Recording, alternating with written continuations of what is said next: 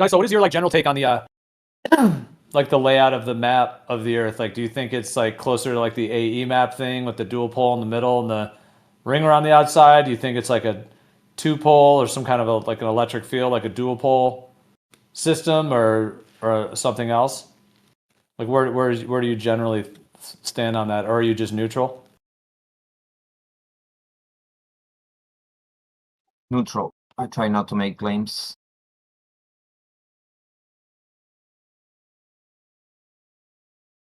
I guess the globe works pretty well, so you know we should base ourselves on that. Yeah, I'm definitely not with the globe model. I don't know, G. I haven't really, you know, put enough thought into it to really point one way or another. But I definitely steer away from the whole globe model for sure.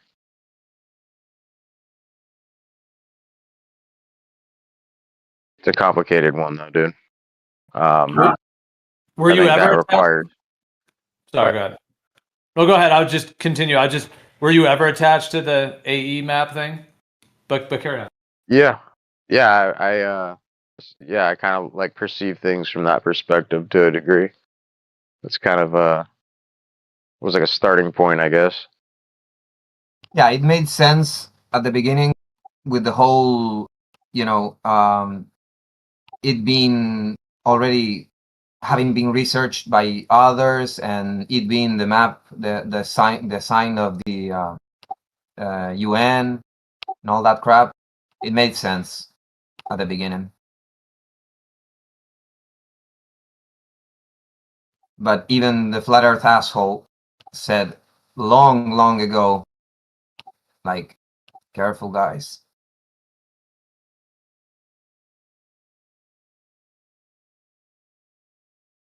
You know, the whole flat Earth movement seems like something that was like they put it out. You know, like Eric Dubay comes up with I don't know how many books in how many languages from one day to the other. I mean, what is that about? Who taught him? You know, it's weird. The whole movement was weird.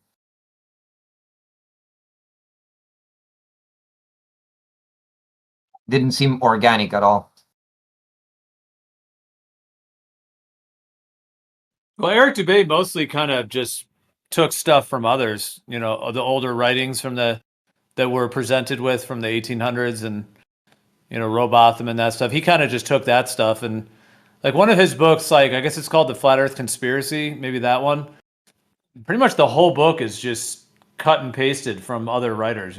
Yeah, but he doesn't strike me as, he was like a wannabe actor, uh, dressing as a girl, and it's a weird one. That's a weird character. I think that was a plan from someone. I don't know. I mean, I think he was a good starting point for a lot of people early on, and whether or not he turned to be something else is irrelevant. At the fact that he kind of provoked a lot of thought, right, and opened up a lot of interest for people on the topic that wouldn't once naturally be exposed to that anywhere else. So I can't discredit him for that. Yeah, but maybe that's what they wanted, because I mean, even the Illuminati card, the flat earthers, like, I think they wanted a group of people talking about the Earth being flat.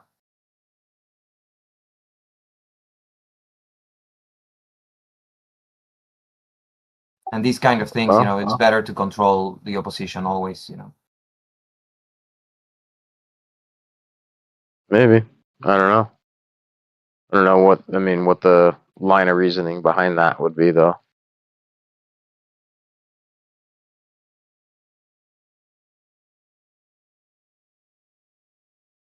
To say they wanted people talking about it, like you'd have to give like some kind of reason to that. That would make sense, but I don't think it's a topic they really want people thinking about. Maybe they thought that it would come out eventually because of the cameras were getting better and stuff, and they thought, okay, let's do this ourselves. Let's put a fake map. Let's do this and this and that, and see what happens. You know.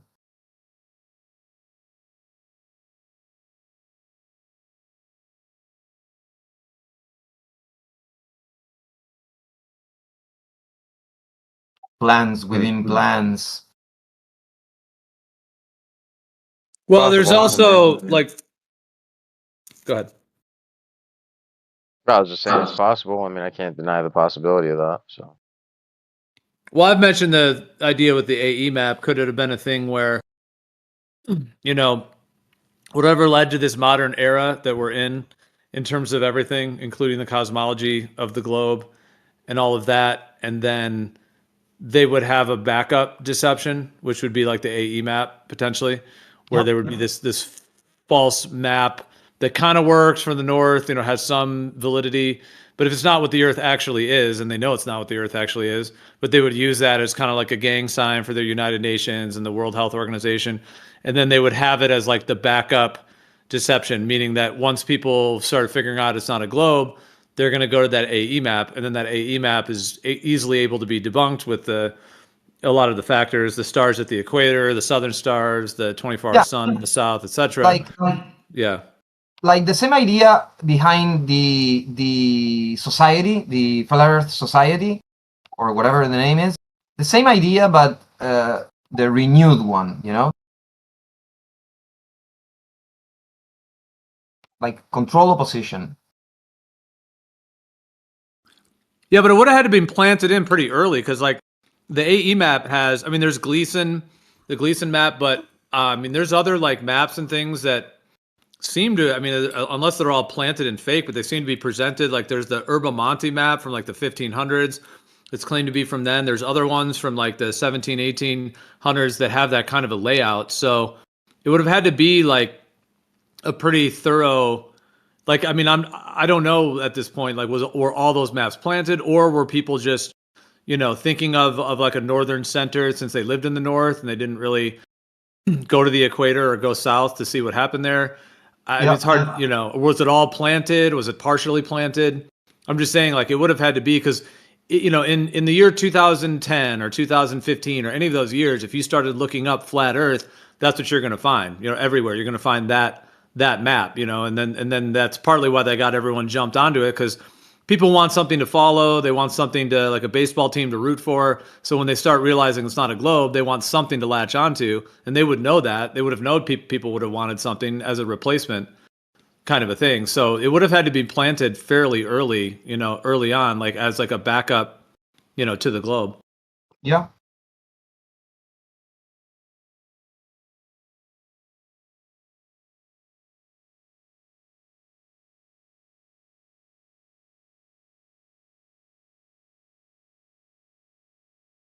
It's kind of a ticking time bomb for them in a good way if they wanted to see people, because if it's not the AE layout, if that's not what the actual Earth is, and the 24-hour sun and all that stuff, and the stars in the south, and the stars at the equator, all that stuff, it's kind of perfect for them because it's just not the truth. So they just get everybody kind of diverted off to another false model that's easily able to be debunked, and then at that point they figure some people would go back to the globe, or some people would just be latched onto a false model, which doesn't really get truth anywhere ultimately in terms of like busting their deception.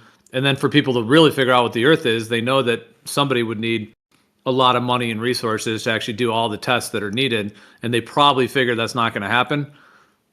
That's what they probably assume, is that no one will actually get a team together to do that. And then they just figure they'll kind of just keep with the psyops. And then, I mean, these people have vision. So they might have even envisioned like everyone jumping on board and then ridiculing us with Antarctica and stuff. They might have planned this like all along to make us look stupid, and which they did. I mean, because most people after the Antarctica were like, okay, they are a bunch of dumbasses. even the people who gave us the benefit of the doubt, you know.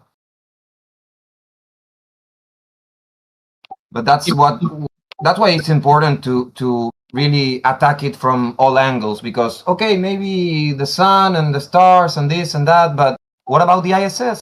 What about, you know, Tycho Brahe, and what about this, and what about, you have to attack it from all angles, you know, because if there's only one thing that actually convinces you, then they can easily, you know, break you.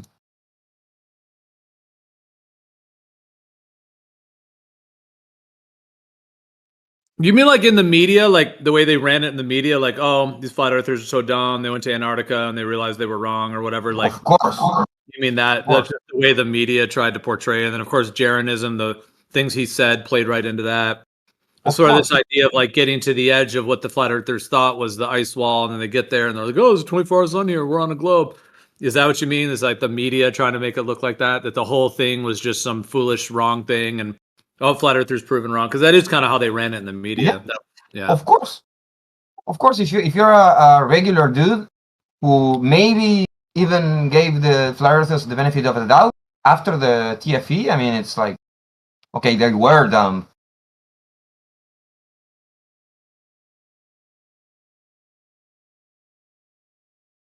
They actually were stupid. Yeah, but it's tricky because the truth of the matter is that there was very little footage, very little access to Antarctica and the sky in Antarctica. Like there was no footage of an alleged 24-hour sun there until, I mean, I do think there's a 24-hour sun there, but I'm saying back in 2014, 15, you know, the first time that it was really, that was like 2014, I think, was the first video ever of the 24-hour sun there. And then there's very limited access. So I'm just saying it kind of played into it. Now that could have been part of the psyop, though, is to like limit access to Antarctica. See, I still don't know. Like you were saying, like was the kind of flat Earth thing with that Gleason's AE map and the ice wall and all that stuff. Like, was that purposefully brought out or not? I mean, that's an interesting question. I do think there's a possibility that it was organic. Like, if you're the controllers and you're lying about the globe from the 1970s, 80s, 90s, you know, they did World War I, World War II. After World War II, they'd launched NASA and the United Nations, the whole thing, right? And now we're in this new world after World War II, and there's all this, you know, industry and everything's growing, and the military and the politics and everything, right? And then you have the 1960s, 70s, 80s, 90s. All that time, they got just basically a majority of the world completely fooled by the globe deception. They would know that probably people are going to start to figure it out. Yeah, when cameras get better, when all these different factors, people start to. So it is possible in my mind that, like, you know, around 2014, 15, that just naturally people did just start talking about it a lot more. And then they were like, okay, here it is. Here's the time. It's going to, you know, and then it got, you know, pretty big, you know, 2016, 17, it started getting quite popular. And then, of course, the AE map, the Gleasons, the no 24-hour sun, all of that was being kind of, those narratives were out there. In addition to the, you know, that Gleason's map, you know, being the truth, people were saying it was or whatever. And a lot of other people were just either on the fence or just staying neutral about the map. But there was enough people pushing that map. And then building up to, now there's a question like, is Duffy like in on it or not? You know what I mean? Like, is he actually in on the whole thing? Or is he really just a pastor guy that decided to spend this money because he's a, you know, young earth creationist and he just wanted to bust flat earth or whatever he thinks he's doing? That's a question in and of itself. But even if Duffy is or isn't in on it, if he's not in on it, the controllers would have known, like, well, they're going to figure out that there is a 24-hour sun there. Like, it's just there. Yep, so it's like eventually someone's going to go and figure it out. They would figure that. Or if Duffy is on it, then okay, then he would be the guy that kind of tried to, you know, do that, to bring it in, to then try to debunk all of it or whatever, to then suppress it, and then leave everybody kind of like either in a lurch of not knowing what the actual map is, you know, because it's not as easy as just going on Google in 2015 and seeing the AE map and being like, that's it, you know, and it's more complex. Like I said, somebody has to put a whole research team together and spend millions of dollars to do all the tests that are needed, and they probably figure that's not going to happen, you know, is what they're assuming. So, I mean, Duffy, I think, falls in the same category as Eric Dubé. We'll never know how organically they, you know, you don't know if they used him, if he learned it for himself. I mean, both are sketchy characters. You know, Eric Dubé is very sketchy, and Duffy has been caught lying, actually lying. So, you know, very sketchy, both of them. And I don't like sketchy people.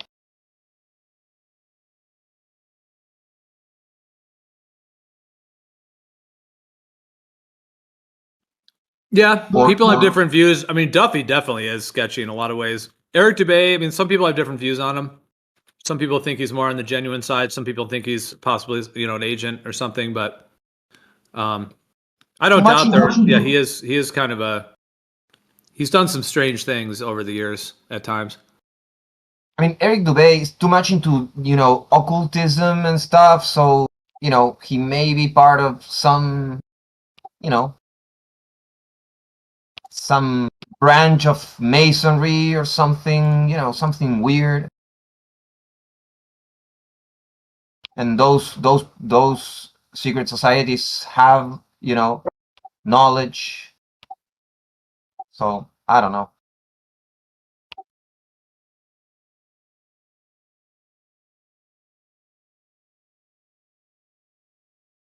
I mean, I'm sure that the shape of the Earth is part of high-level masonry topics, you know, that are on the table. You know, I'm sure of it. Otherwise, you wouldn't have all these, you know, Einstein and all this linked to Jesuits and high-level scientists in Germany, and you know, and India, and the links between, you know, Oppenheimer and India. You know, these people know more than they let on.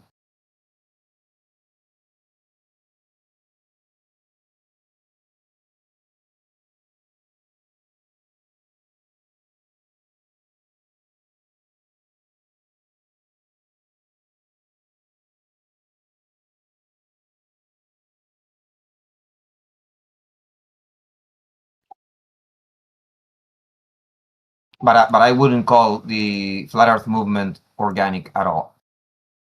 I think it was premeditated.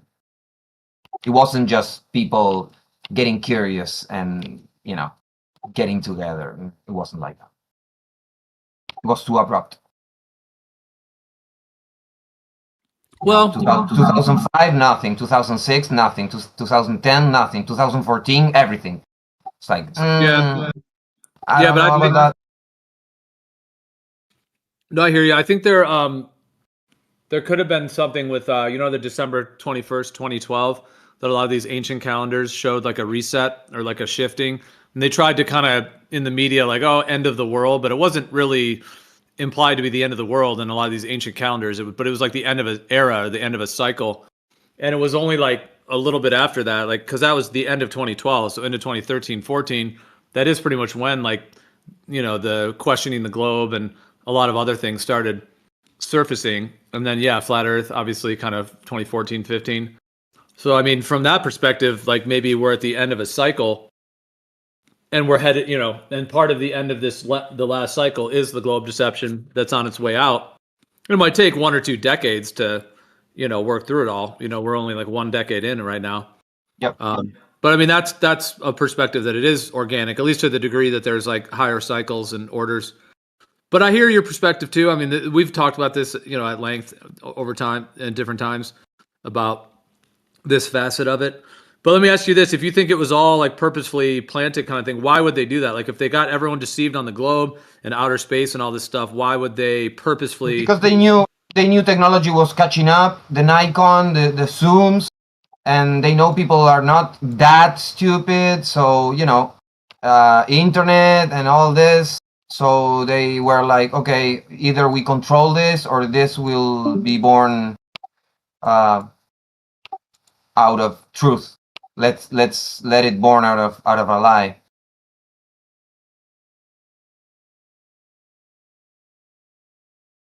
Let's give birth ourselves to it, so it's our child and not theirs. I don't know.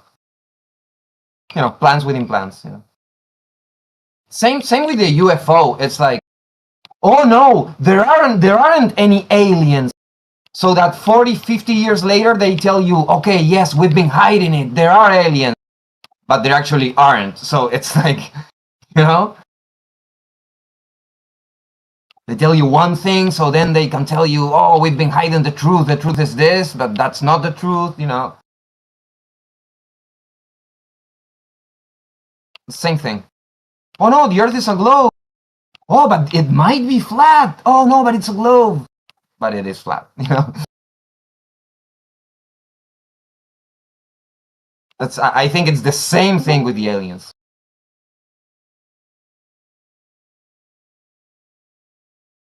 We're not hiding any shit. Oh, we are. But it's not alien, you know? Oh, it's aliens. It's aliens. And even they have whistleblowers and also that the how do you say it? Compartmentalization and, you know, whistleblowers and, you know, some people that they think they know the truth, but they only know half the truth. And they think they're doing a service. Weirdos, pretty much. Dude, don't act like you weren't on aliens. And I'm still into aliens. Unless they got 3 boobs, bro. I don't know. There aren't any aliens. Because there aren't any. They don't have to be aliens like the Star Wars aliens. They could just be like, they could come from in the ocean or underground or outer ponders or something. Well, the word terrestrial means land, so I mean extra land, extraterrestrial. Yeah. I mean aliens, just like aliens from, you know, Alpha Centauri, and they travel that kind of alien. That's BS. You never know. Hey, don't take that away from me. That's BS. They're out there. Yeah, but Jeremy, what's the chances that there's some other race and they just have never interacted with us? Seems pretty unlikely. Even if like an outer ponder thing, they'd have to be really like kept away from us or something. I mean, what if the pyramid was like the teleporter room for the aliens and then civilization collapsed? I'm just saying, like, there could have been maybe they were in contact with us at some point, because the stories of the gods and Zeus and shit like that, you know what I'm saying? Those could have been people from that, you know what I'm saying? Because we've started religions. That's explained very well on the Bible and the Book of Enoch and all that stuff. We don't need any extra explanation for that, you know. No, but we've started religions though. We've started religions by using islands that have never been touched by humans before, but there was people on them. Like they were just cut off from the outside world, and during World War II, we would use them as like way stations. But there'd be like indigenous people on them, and we'd show up flying out of the sky. They thought we were gods. You know what I'm saying? That's how you start a religion right there, with some extraterrestrial shit. We were cargo culted. That's what I think. That's how you start a religion right there, right? That's a good religion. But that's all explained in the Bible and Enoch. It's well explained. Yeah, it's not just I'm talking about Zeus and shit like that. Yeah. It's the same shit, but with other names. There are the same gods after Babel. Everyone took their gods. They're just changing the names because of the languages, but it's the same characters. No, I think the Bible one could have been like interdimensional or something, or like they were talking. Like I think Moses was on DMT straight up, and he was talking to like DMT people or some shit, bro. I don't know. How's it work, Gio? Moses is talking to a burning bush, bro. My man was on drugs. Like I don't know. That's the problem. That's the problem. When you don't believe in the Bible and you don't believe in, you know, the God of the Bible, all sorts of crazy shit. You have to believe all sorts of crazy stuff for it to make sense. Whereas if you actually believe in the Bible and the Book of Enoch and stuff, everything makes sense just right off the bat. Not until I ever joined this room did I hear a religious person just completely ditch faith and be like, nah, I actually have evidence and logical conclusions. Well, no, I've heard people have evidence for a creator before. Not like a specific For me, one or it's anything. never. Without begging the question?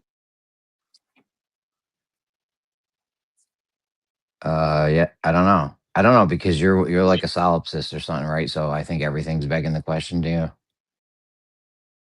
Nah, okay, come on, dude. Are you a are you a solipsist or? Nah, bro. Come on now. Do you have any positions, Anchovy? I'm not trying to say that as an attack, but do you have anything that you're like, yeah, that's the case, or are you like kind of just neutral on everything? I'm not trying to say that in a rude way. I'm actually just asking. Sometimes he debates on my side. Sometimes he's on the Glober side. Yeah, I don't know. Where are you? Yeah, I feel like I'm not a one side fits all type of guy. It's gonna be like topic to topic. It's like evolution, man. I'm not on that side. But is there anything you're like convicted on, where you're like, yeah, that thing, I'm all about that, or something that you think is true? Well, I don't think he likes the evolution thing. He's on our side with Well, evolution. if you get down to the core of it, I feel like I'm like anybody else in here who wasn't there and who does not know how the universe works at its core. So I mean, in that sense, if Jeremy wants to concede on that, then I'll concede on that. But I do think we can know things. I'm just saying, like, I wasn't there a million years ago, so I don't know if there's a God. I'm just saying from what I've gotten, I don't think there is one. That's my personal opinion. I'm not going There's to say I some know 100% though. like this just all sprung up naturally. I have no idea. Well, here's my problem: is if there is a God, I don't think it's the one that we're being told in the Bible. That's my problem. Yeah, So I I'm don't not believe in against that there one being either. a But God. It's just that, a lot of us don't believe in that one though. yeah, and but that's the I'm perfectly problem. okay with there being a creator. That's exactly the problem. That we're not all Yeah, alike. creator, That's not a problem Logic, of creator, no mine. logic creator, in this I'm good. world will only take you so far.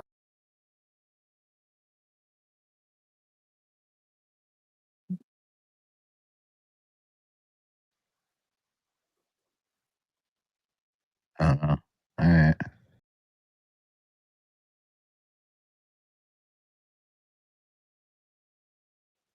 All right.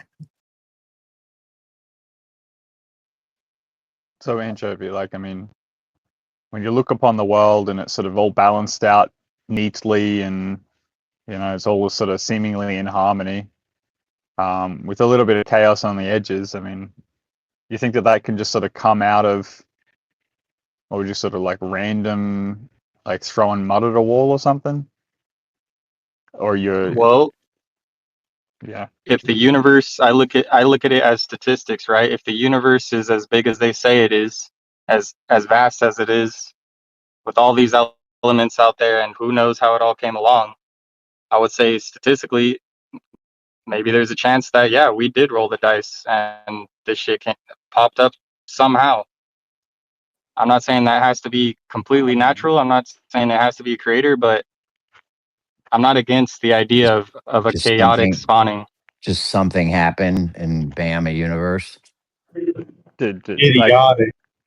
what do you think about the idea that the two major luminaries, and like even the fact that Polaris is in the perfect center of the rotation? I mean, there's some synchronicities there that are just there. I don't think that's possible. Why? I mean, that in all the infinite possibilities of planets that life could have been born upon, that you happen to find yourself on the one that has the two luminaries pretty much exactly the same size. That's just wild. In the pinball machine that is the heliocentric model. That is what a hell of a coincidence Yeah. with the moon Not and the only sun. not only did we roll the dice on life and all of the other things, but also on that. I mean, it's a lot of dice rolling You know at what? the same The time. Well, biggest coincidence ever. Oh, go ahead. You were going to say something. I'm sorry, what? well, I was just gonna say if it's an unimaginable, vastness. So like, I agree with you. It would be rare, But that's all the reason why I think we aren't encountering other races and planets next to.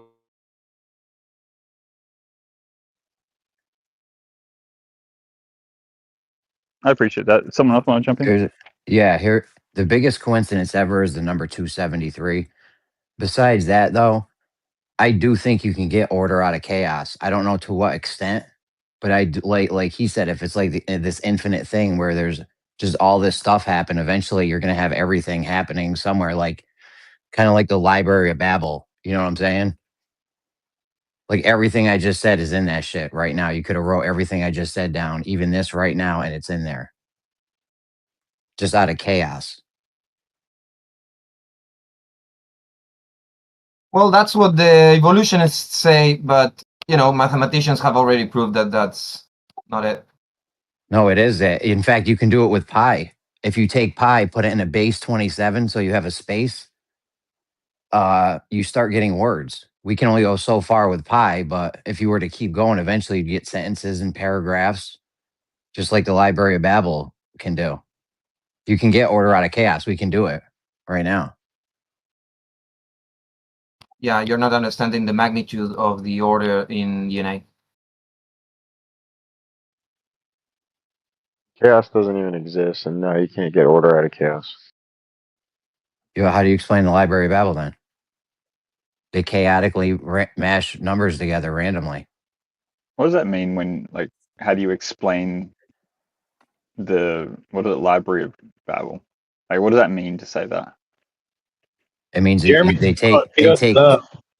There's literally a limited amount of words, and there's only so many sequences that those words can be strung together.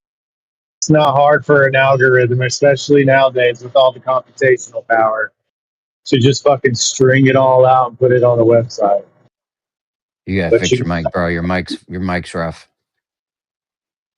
So they chaotically just mash letters together in the Library of Babel, and you end up getting all like paragraphs, words. You get things that are true. You know what I'm saying? You get order out of it. It's sometimes. But you're not doing getting. You're just getting words, bro. Like a representation. You're not even getting the meaning behind the word.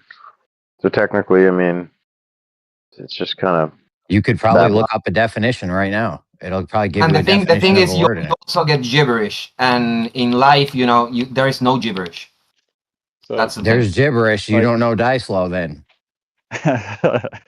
every opportunity he gets, Dyslow is going to come after you. Okay, so what is this? I mean, I heard you guys talk about it, and I kind of principally understand. I've never really got a deep appreciation for what you're saying, though. So I don't know. I'm trying to do other comparisons with things like shuffling of cards. How, like, I mean, is that in any way synonymous with this Library of Babel thing, where sort of 52 cards? No, as soon as you shuffle those cards, when you take them out of the deck, that's an OG, that's an all original sequence of those cards. Like, there's so many possibilities of the sequences that you're never going to shuffle them the same way as anyone else in history. Yeah. There's only so many words, and there's only so many sequences that those words can be strung together in. That's what I'm saying. It's not hard to think that with the computational power and processing power that we have today, that somebody can just fucking run it on a program and then put it online. But Dude, your mic's rough, fresh. But then you got goofballs like Jeremy that get impressed by it. Your mic's rough. I think your microphone's all right, but I don't know. Maybe something like the AirPods. He's from New Zealand, so keep that in mind. He's not Kiwi, is he? I was talking about you. Oh, mate, I'm Aussie. That doesn't matter. It's the same shit, though. Sure. New Zealand even has their own currency. It's definitely different. Same shit, right? That's a true American there. In New Zealand's where we're building all the underground bunkers now. We switched from Colorado. We love New Zealand now. Never made sense to me why Australian and New Zealand are both major currencies. They're considered majors. Like, why is the New Zealand a major, instead of like the ruble or the Mexican peso, or, you know what I mean? Is New Zealand really more significant than... They only have 5 million people. How many people live in New Zealand? It's like 5 million or something, bro. It's like nothing. I know, but it's considered a major currency. It's just weird. The Aussie dollar and the New Zealand dollar, yeah. Yeah, New Zealand and Australia both, like, right up there on the global agenda. So I think they're sort of, maybe it just gets emphasized because of that, because there's towing the line as far as like globalism is concerned. Yeah, Australia's huge. Heads want to control that area of the world right there. You know what I'm saying? China's got a big vested interest in you guys right now. I'm sure a lot of other countries do too. We probably do too, no? Is there a lot of American It's the shit popping up? strangest, I don't know, but it's the strangest love-hate relationship with China, sort of like trading partners and all this stuff. And like, it's kind of funny actually, they had a news article pop up on the other day where they're basically telling you that there's this rare earth mineral that basically Australia and only a few other countries get for the creation of, Vibranium, is it vibranium? Yeah, some sort of special adamantium. metal or something. Yeah, like some special metal for weapons, and we sell it to China, and then China sell it to Russia, and then like in the very next article, they'll be like, you know, should we be worried about an invasion from China? And it's just kind of ironic that we're selling them the minerals for them to create the missiles or whatever that they're going to shoot back at us. Apparently, that we should be scared of. Just like such a mess. Dude, Trump signed a deal with Israel, and they're going to bring the Iron Dome here to America. It's going to be called the Golden Dome, so we ain't got to worry about it.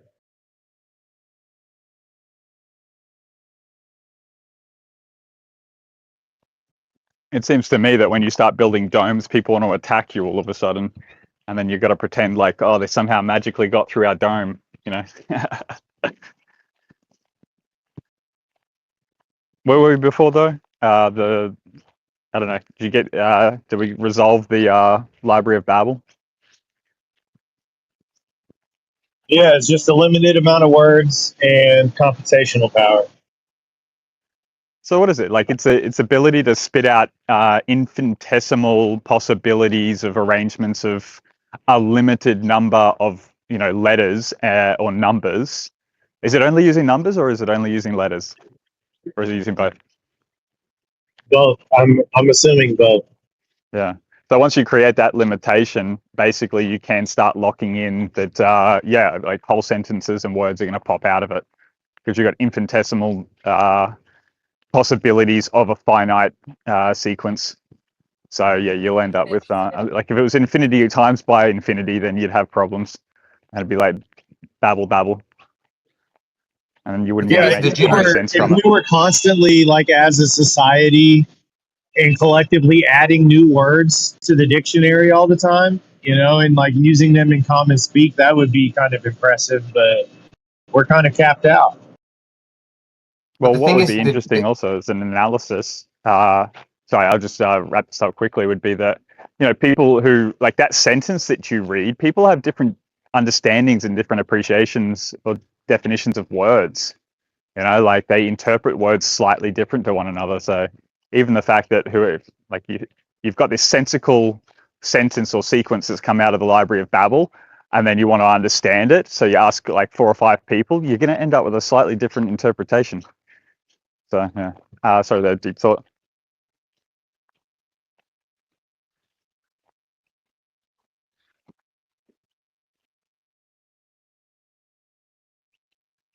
You good deep thought? Sorry, man. No, but the problem is gibberish. You get a lot of gibberish when you do things like that. And for instance, in DNA, there's not gibberish at all. You would have mostly gibberish and then some things with sense. And it's not the way we see reality.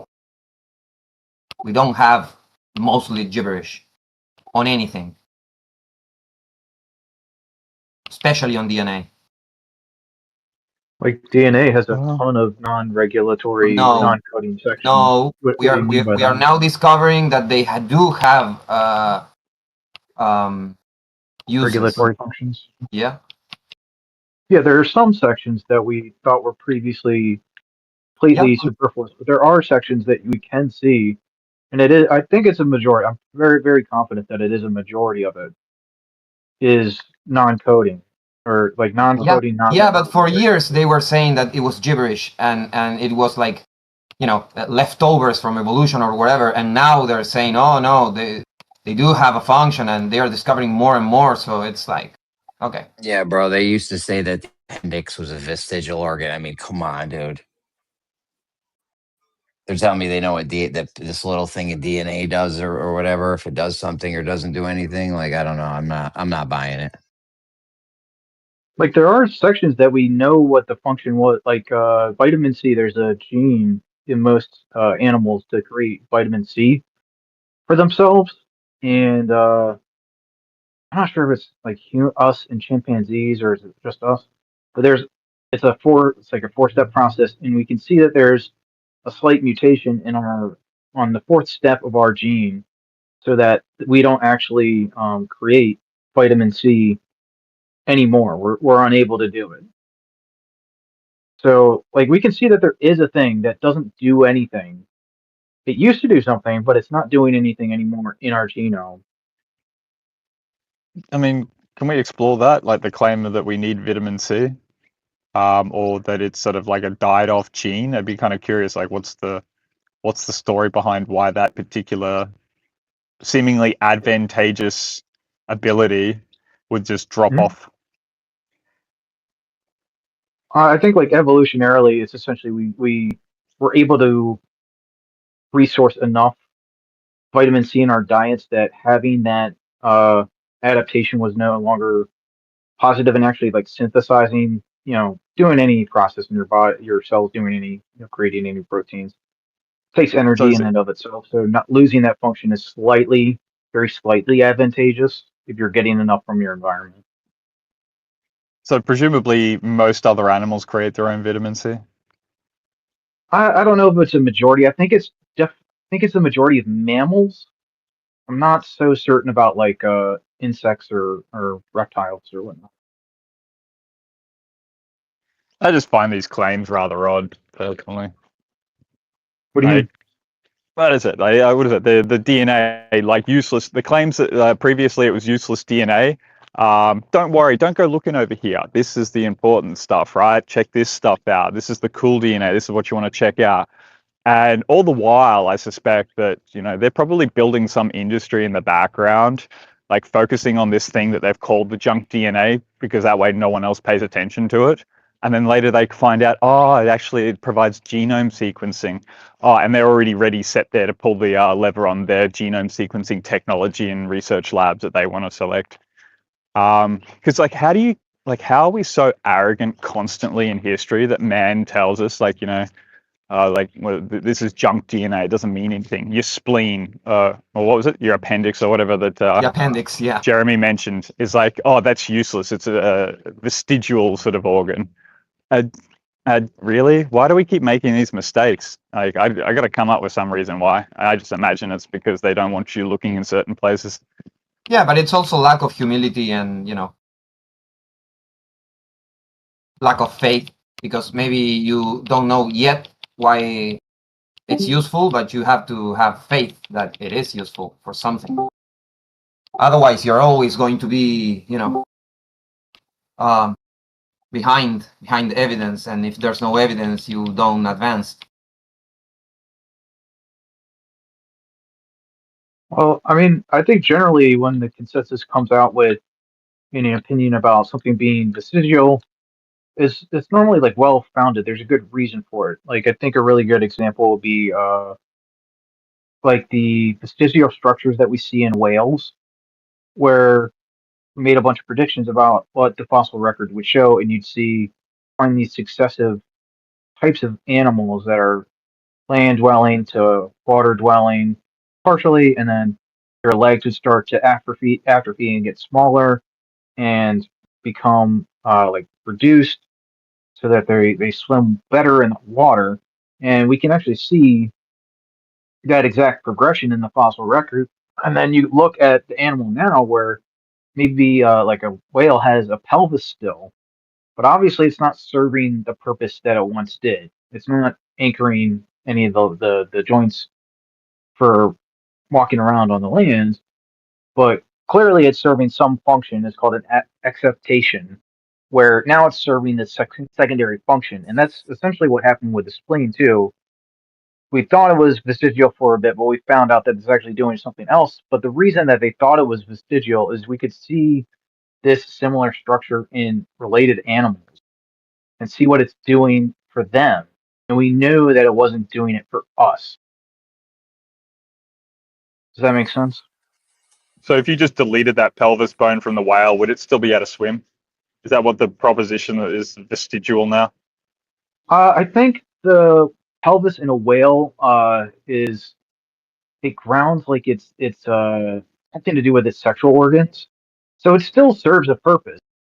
But like the point of an acceptation is it's no longer serving the original function that it was however long ago. Yeah, let me get a. I Let just me get. don't. I mean, wrap this up, and I want to get a 1v1 after. Go ahead, Rick. P. Well, I mean, there's not much else to say. It's I on mean, just to Anchovy. claim It's that on. it's okay. You guys. Sorry, go Okay. ahead. No, Yeah, my bad. bro. Go ahead. That's fine. I don't know. I guess I just defer back to it. Obviously, the pelvis serves a function within the whale. If you say it's something to do with reproduction, so it's just basically human arrogance once again, observing something and coming up with some sort of, well, I mean, relatively silly claim at that point. So I don't know.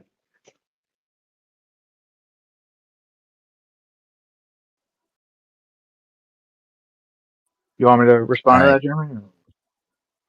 I mean, I don't know if you want. Do you want to, or because I have something? Whatever. I don't want to take over the room or anything.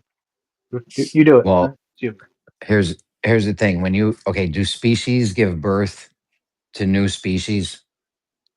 Like, will you have it? Will you have one species directly give birth to a new species right out of the womb? The mom was this species, and the other animal is just this brand new species. No, and if that did happen, evolution would be false.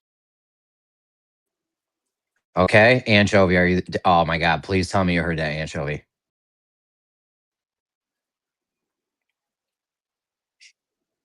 All right, he didn't even freaking hear. There he is. I heard him, but I think he's not thinking of it the way we were discussing yesterday. So okay, let me give like a specific example. Mhm. Can two different species have a child that is a new species? You mean hybrid? Kind of. Not. I mean, Well, species can is it a be new a species or more not? subjective term.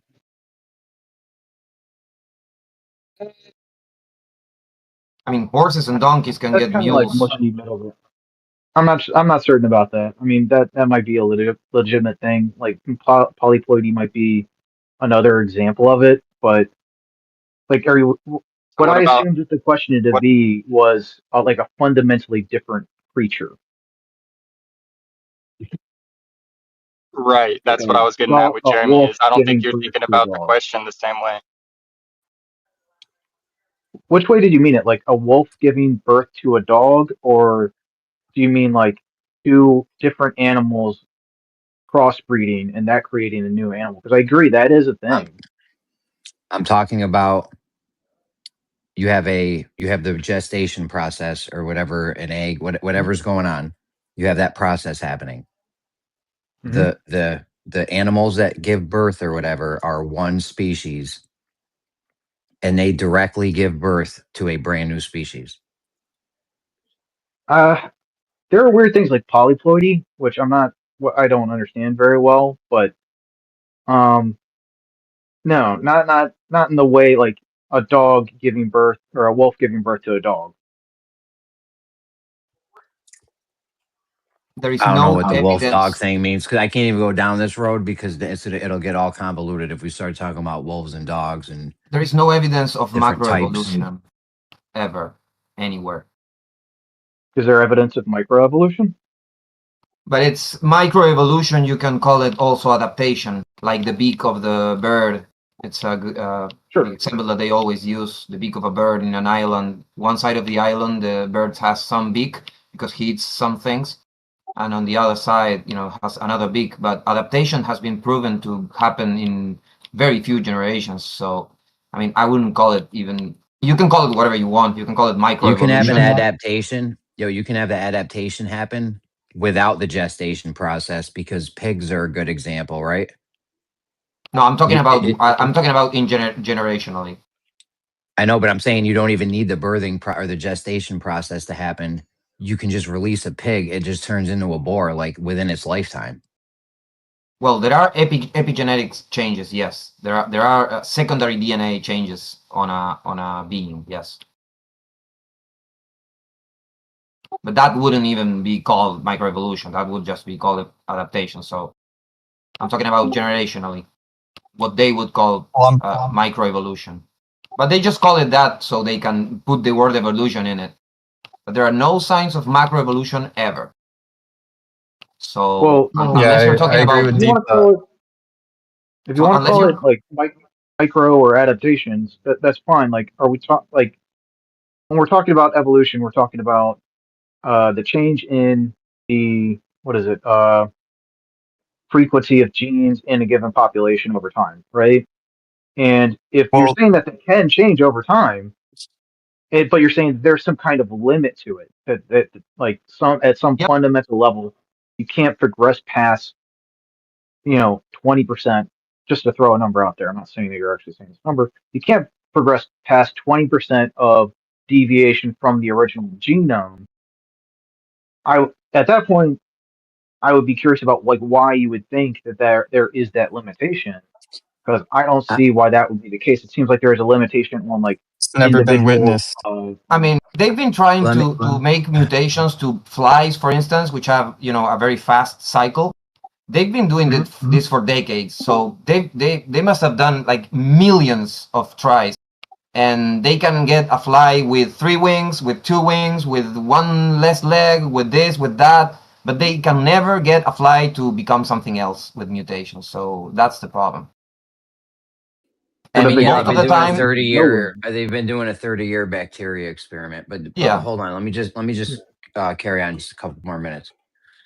So, McFingland, Hello. would you say in the evolutionary process, when there's a chromosome change, that would be a clear distinction where there is a new animal in No. an evolutionary sense? No, because No, like you otherwise can a have person full with Down genome. syndrome. Hold on, bro. That was for McFingland. Hold on. Oh, No, you can like there are even full like individual. It's about the traits of a population over time changing. So like one person can have like a full genome duplication or sorry, not genome, but like a chromosome duplication in its cells. It'll affect that gene pool in the aggregate only very slightly. Uh, hold on. Let me. I phrased it badly, right? Like whatever Sure. we came from, right? We got 23 pairs of chromosomes. Whatever we came from, Mhm. when that evolutionary step happened, Yep. they had a different amount of chromosomes. Eventually, It at depends some on how point down far the we got. line, We had 24. Yeah. eventually at some point down the line, we're gonna get to we came from something that had a different amount of chromosomes, right? Yeah, absolutely. Would you say the animal that had the different number of chromosomes than us, that is a clear cut different animal? Like at the That would time not or be now? considered the same animal. At the it's time or not. now? At anytime. What do you mean? Then and now. Always and No, forever. like at the time, no. A chromosomal fusion like wouldn't make you a different species from the parent, right? But because like it's, I think the best analogy is language. Like languages evolve over time, but there's no point where you would say this person is speaking Latin, but their children are all speaking Spanish after this. There's a hard You don't line think the between the two. chromosome change is a clear cut line of a new We can animal? see chromosome fusion in individuals like alive today, and they're still humans. Would you think they're not? Yeah, but Even in I know I'm not animals, that's So, can I chime in? Yeah, go ahead. Jeremy, you have I've seen you discuss chromosomes before. You seem to have like this thing with chromosome amount.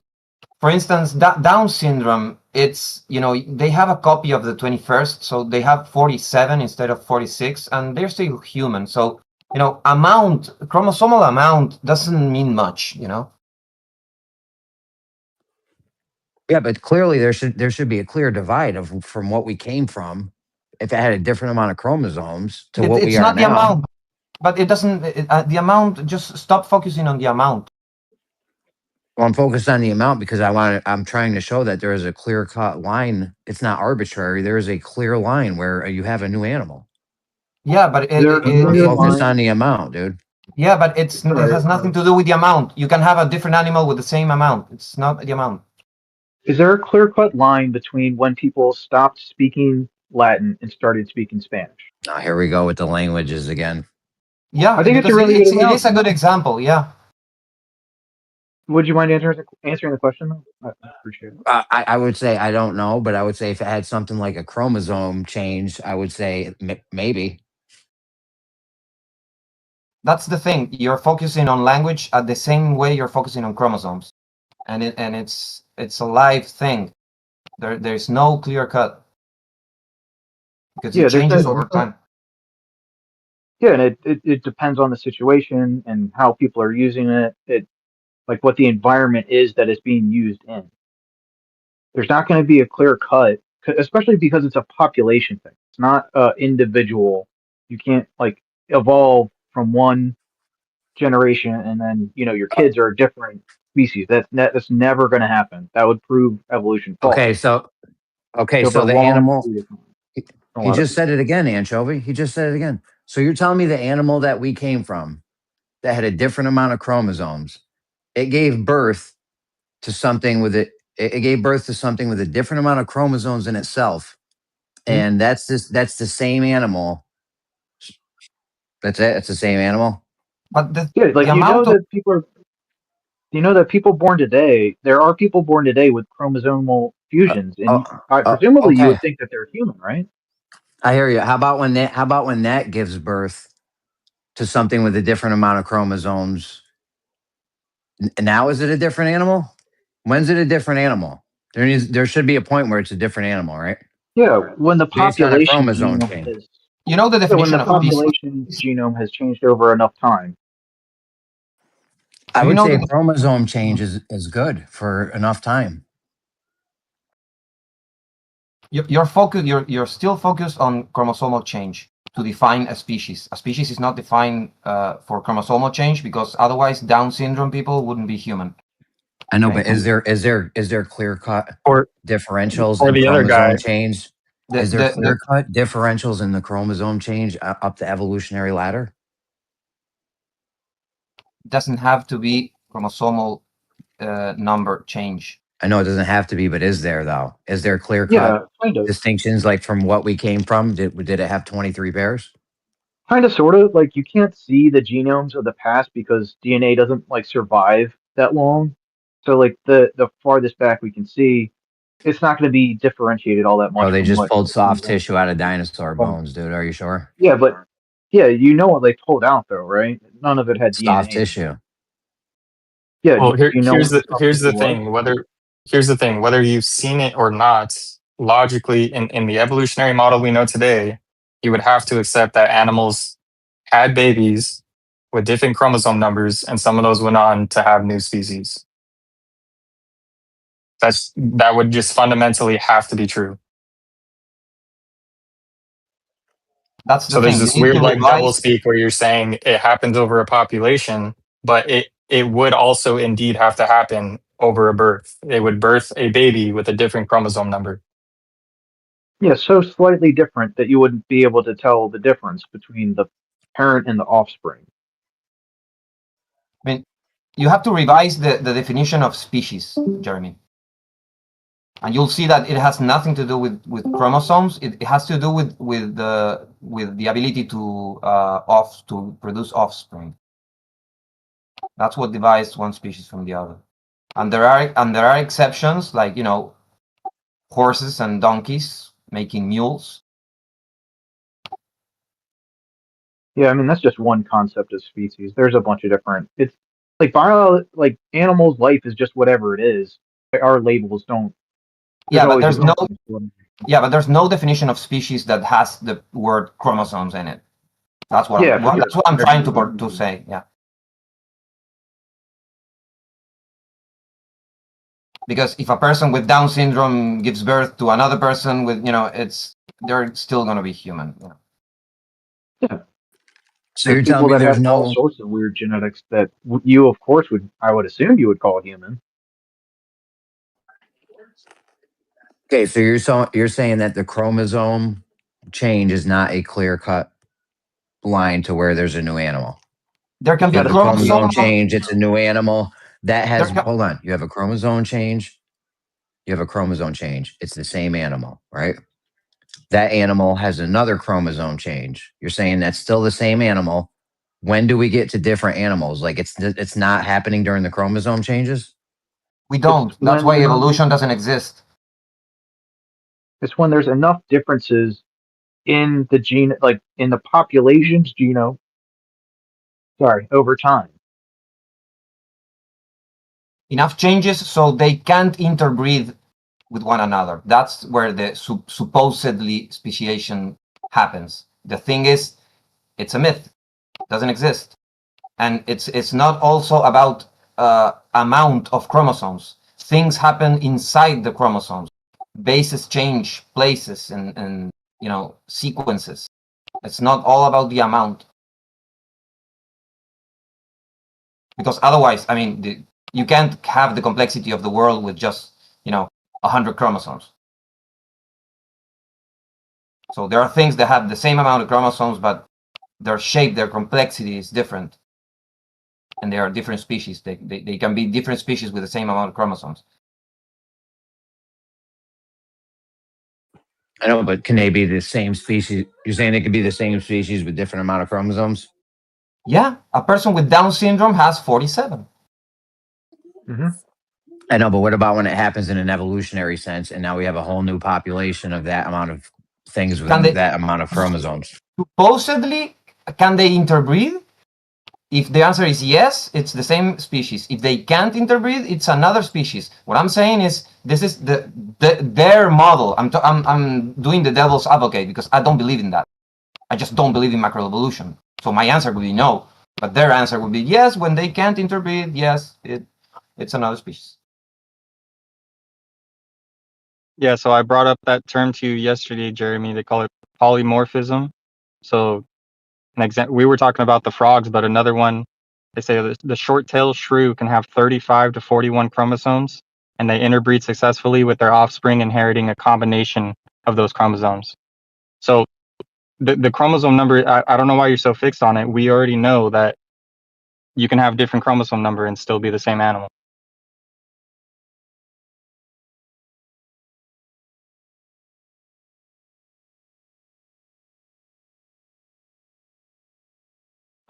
I think it's just because Jeremy's got an extra chromosome and he thinks he's like superhuman or something.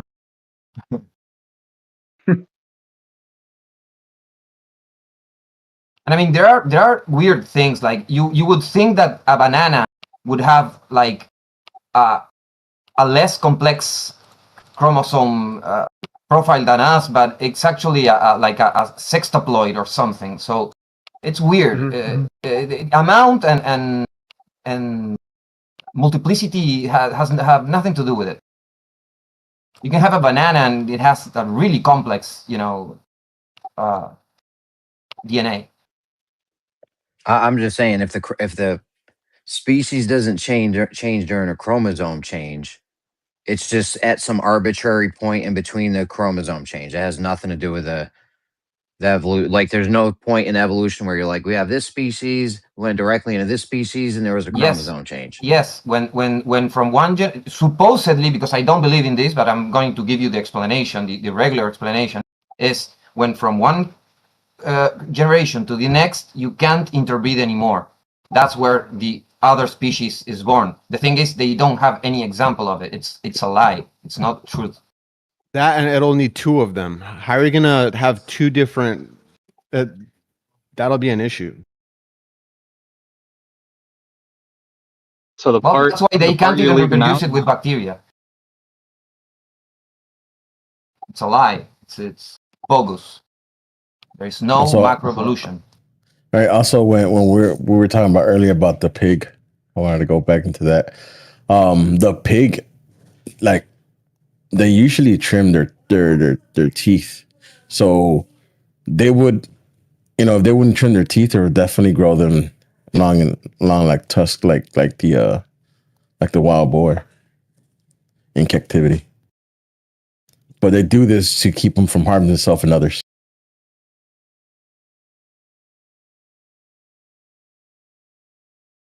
So that whole thing about they become wild boar, like I have tried to look for some, I can't find any.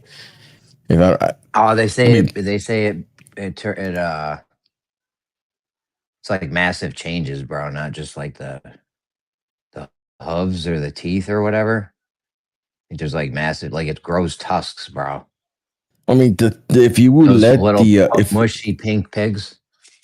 Yeah, if you would let the pigs grow their teeth, they would grow just like husk. I don't know. Yeah, I mean, they check it out. Look it up.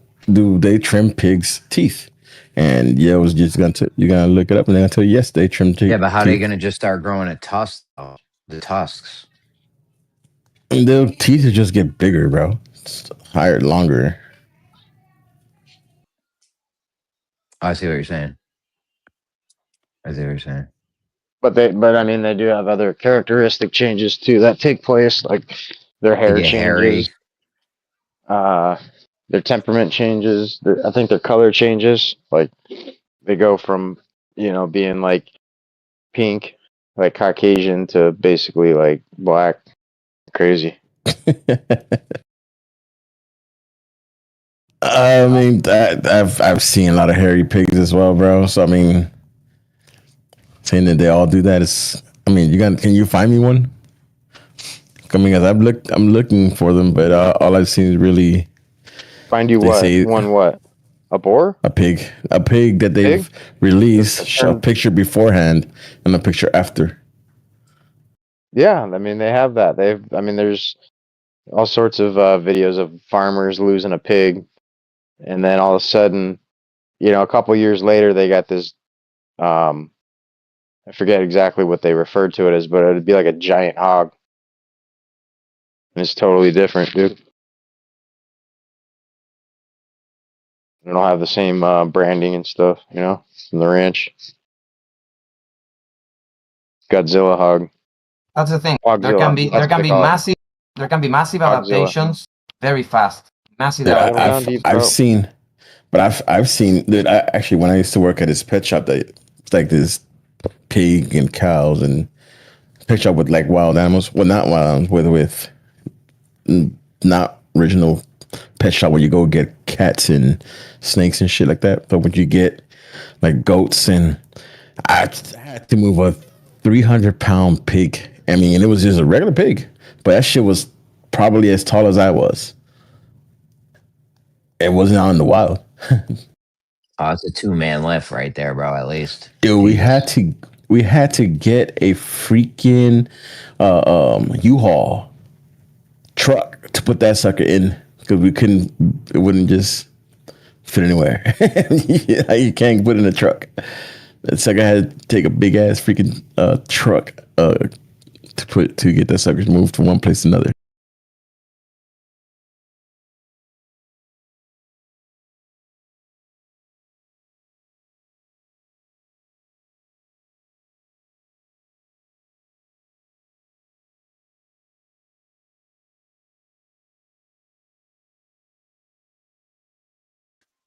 We should have more pigs, man. I love bacon.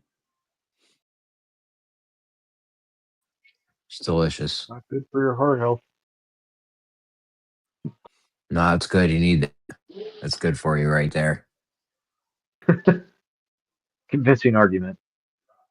I will That's eat how more real bacon men than are you built do. right there. You're waking Gotta up having make a soy latte grande. You know what I'm saying? You gotta get some bacon and eggs in you. A bacon grande. I use bacon, put bacon on everything, bro. I mean, that should be a fucking law, bro. Oh yeah, I had this strip of bacon and I curled it into a tube and I use it as a bacon straw. Drink everything through. It's awesome. That's what's up. Bacon on the donuts, bacon in the Bloody Marys. I mean, Bacon goes good with everything, dude. Yeah, it's like cursing. It just enhances it. Enhances everything. You do a BLT, you know what I'm saying? Nice BLT. Extra B. They're delicious. Extra B, yeah. Well, maybe extra L. If you got some nice crispy lettuce. I don't do that leafy lettuce. You know what I'm saying? Whatever that romaine. I don't know. Just like just like dead leaf lettuce. I don't do that one. What, I might be what taking does it that too even far here, mean? but I was thinking like a bacon thong or something. Bro, if anyone ever gives me that lettuce, it's just disappointing. What lettuce are you talking? I'm not understanding what you're saying. Talking about like, bro, shredded lettuce, iceberg shit. You know what I'm saying? But then there's this other lettuce that's just Mushy. like a Spinach. mushy dead leaf. Yeah. Has no crisp to it at all or anything. It's I can't do it. Yeah, I feel you. I like a nice crunch to my lettuce for sure. Yeah, I'm talking about shredded iceberg, bro. It's the way to go right there. What about spinach? How are you feeling about Do that? that. Yo, I saw a conspiracy theory that Popeye was actually on meth. That was like his spinach shit was like supposed to be like meth. No, it's definitely Did cocaine. you- It's like just raw coca leaf. No, they were saying it was meth, bro. They didn't have meth back They had then. a whole Well, conspiracy they on did it, have dude. It meth was back like 3 minutes. then. It must be true. Yeah, 3 minutes, bro. It wasn't even one of those little 30-second joints. Yeah, I mean 2.5 minutes. I might doubt it, but you got me convinced now. Well, there's Like a lot I'm of neat trying to look. cartoon conspiracies. What's up? I'm trying I'm to just look for saying any. Hanna Barbera was wilding. Go ahead, Alba. I'm trying to look for some video or something about a wild hog. I mean, a wild pig. I'm a pig turned to a feral hog or a feral. I can't find not one. All I find is either a bunch of giant boars or wild boars, but don't see